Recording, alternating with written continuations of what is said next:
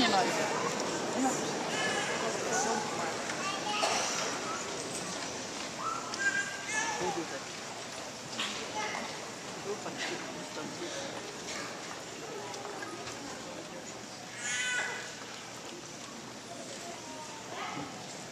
persons having anything to do before the Honorable Leo T. Sorokin, Magistrate Judge of the United States District Court for the District of Massachusetts, now holding in Lowell, and in for the District of Massachusetts, may draw near, give their attendance, and they shall be heard. God save the United States of America and this honorable court. Court is now open. Please be seated.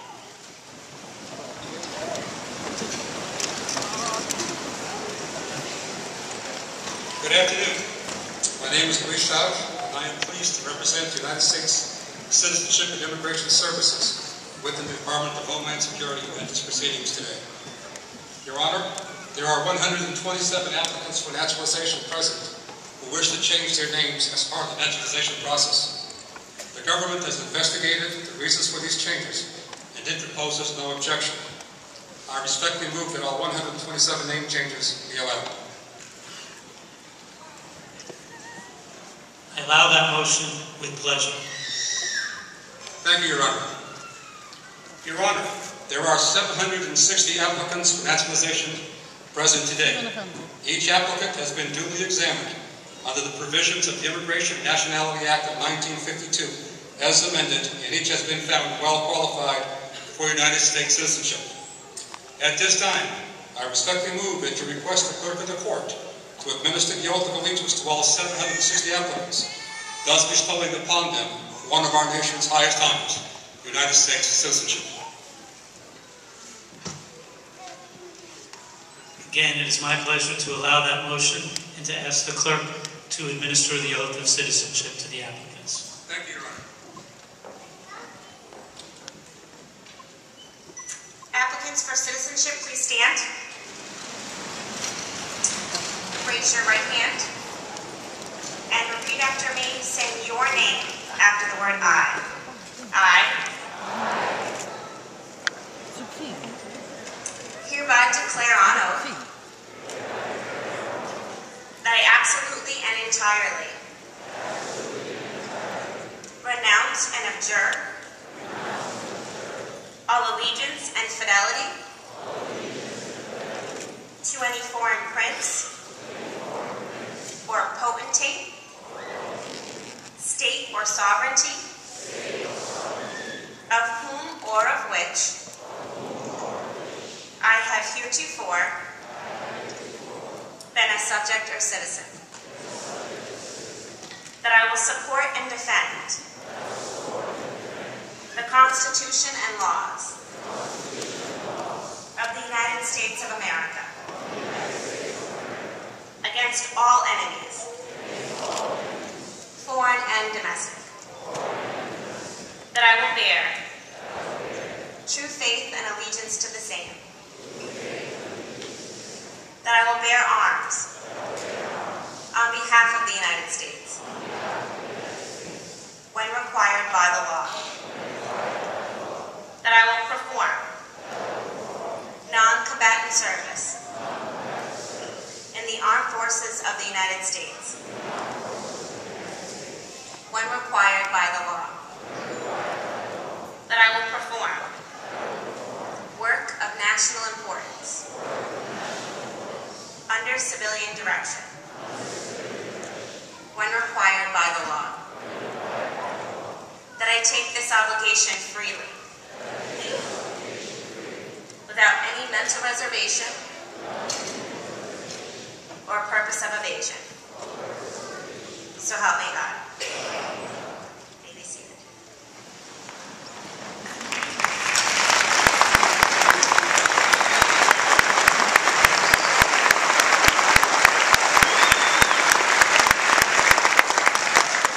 Congratulations. And let me thank you. Thank you for giving me the honor and the privilege of being the first person to welcome you as the newest citizens of the United States of America. It's truly an honor and a pleasure for me to be able to be here today and preside over this ceremony. Now, I've seen the list of where each of you come from what countries that you hail. So I'd ask you now, if you come from any country in Central or South America, if you come from that part of the world, please stand up now.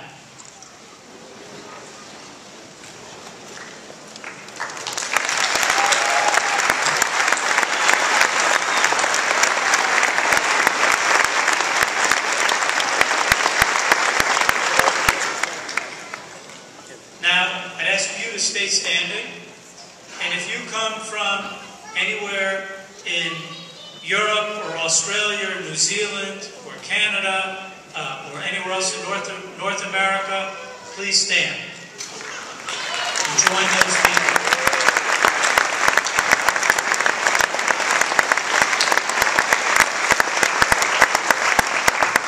Now, if you come from anywhere in Asia, I'd ask you to stand and join those new citizens who are already standing.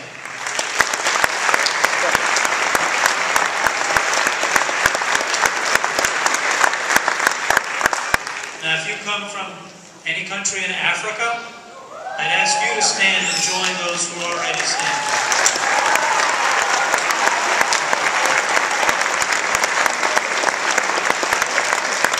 Now, if you come from the Middle East, or any other part of the world that I haven't mentioned, and you become a new citizen today, I'd ask you to stand and join them as well.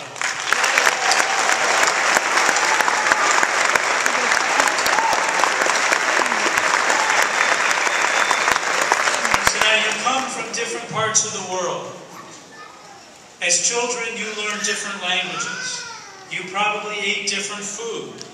You might practice different religions.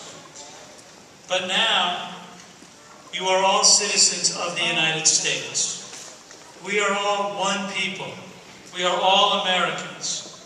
And together, we stand as one people, defined not by blood, not by race, not by tribe, not by wealth, but by the fact that we are all citizens of the United States of America.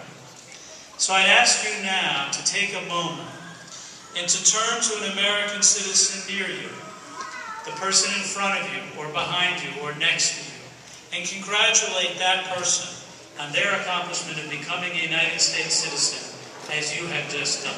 So why don't you take a moment to do that?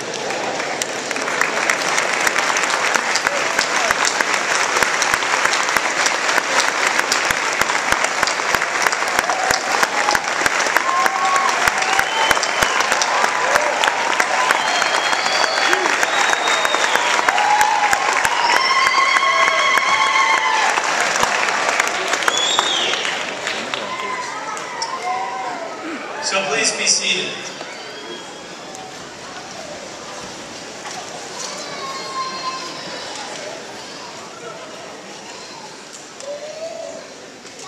Each of you, by your hard work, has earned your citizenship. You share that with each other. But you share something else with all citizens. We are a nation of immigrants. Our families came to America seeking a better life. All four of my grandparents came here as children. They and their families fled persecution and discrimination in the countries from which they came. At 15, my grandfather started in kindergarten in the United States, for he neither spoke nor read English. But he worked hard, and at 18, he graduated high school.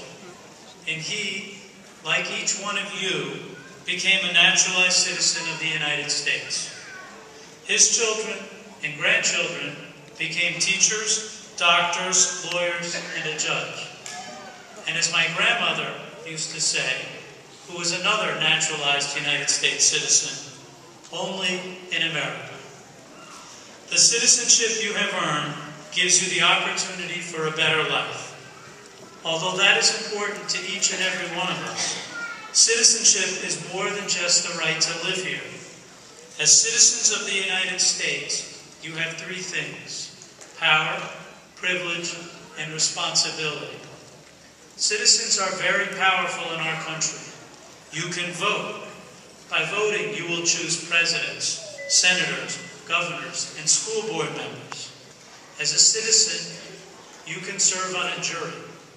And as a juror, it will be you, as a citizen, not the police, not the prosecutor, not I as the judge, to decide who is guilty and who is not. Citizens also enjoy great privileges in our country. We have our Constitution, which guarantees our freedoms of speech, press, and religion. But with this power and privilege, you have responsibility.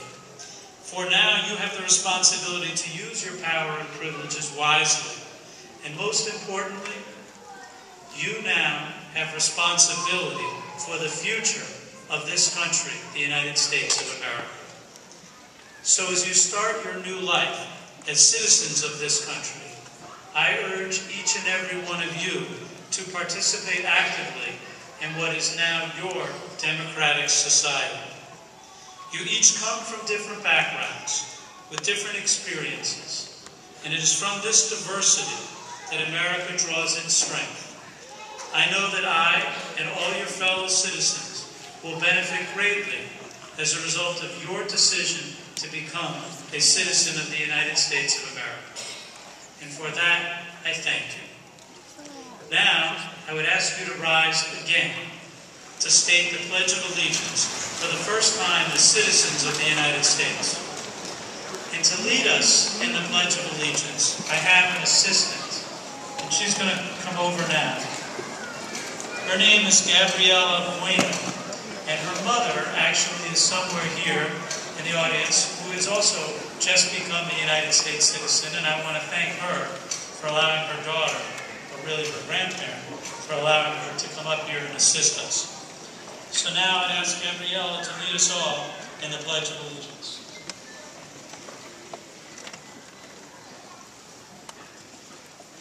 I pledge allegiance to the flag of the United States of America and to the republic for which it stands, one nation, under God, indivisible, with liberty and justice for all.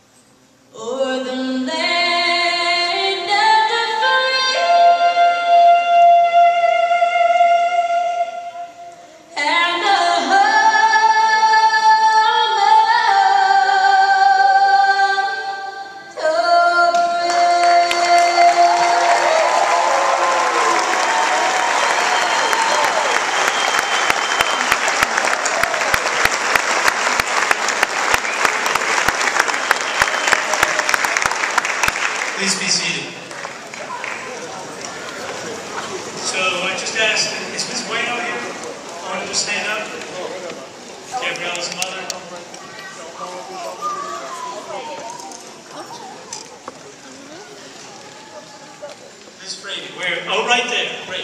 So let's have a round of applause for her. Thank you.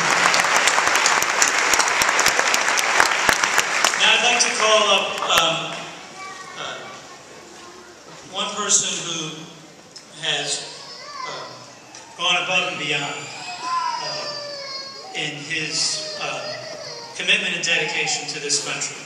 In that this person not only has done all of that that's required to become a citizen of the United States, which itself for all of you is worthy of honor, but he volunteered to do something more, and I think we should recognize him for that. And that is, he volunteered to serve in the armed forces of the United States even when he was not a citizen of the United States. This young man is a sergeant in the United States Marine Corps, and so I'm going to ask him to come forward so I can present him his certificate of citizenship. So, Mr. Navarro, will you come forward, please?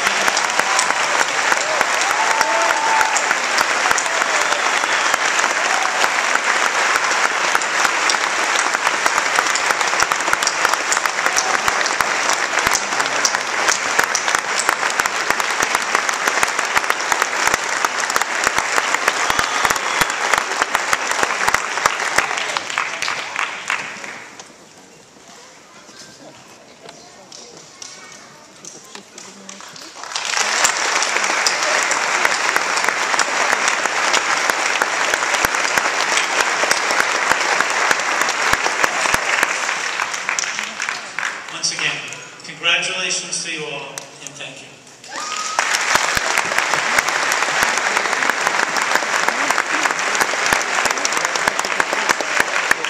If everyone can please stand. The United States District Court for the District of Massachusetts is now closed. I'd ask for you to please remain standing while the judge exits. Thank you, and again, congratulations.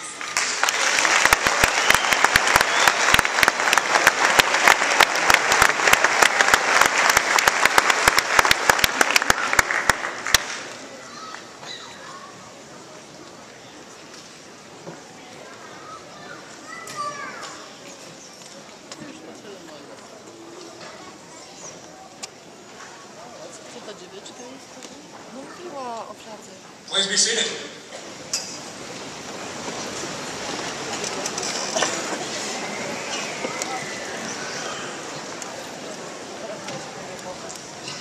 Ladies and gentlemen, that concludes our ceremony for today.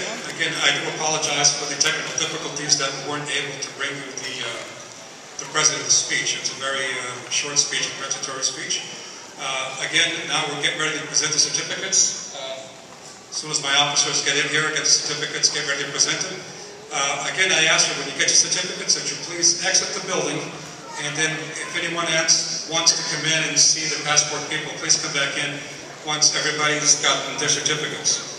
Again, I remind you to please just give a cursory look at the certificates, make sure that all the information is correct, and if you need to change, just as you walk out the first set of doors to the left, there's a table there. One of the officers is there, just let them know, and we will make the corrections. Again, on behalf of the Lawrence Field Office, the staff, William Kelly, Field Office Director, and myself, I congratulate you on becoming citizens. Staff, let's give the certificates.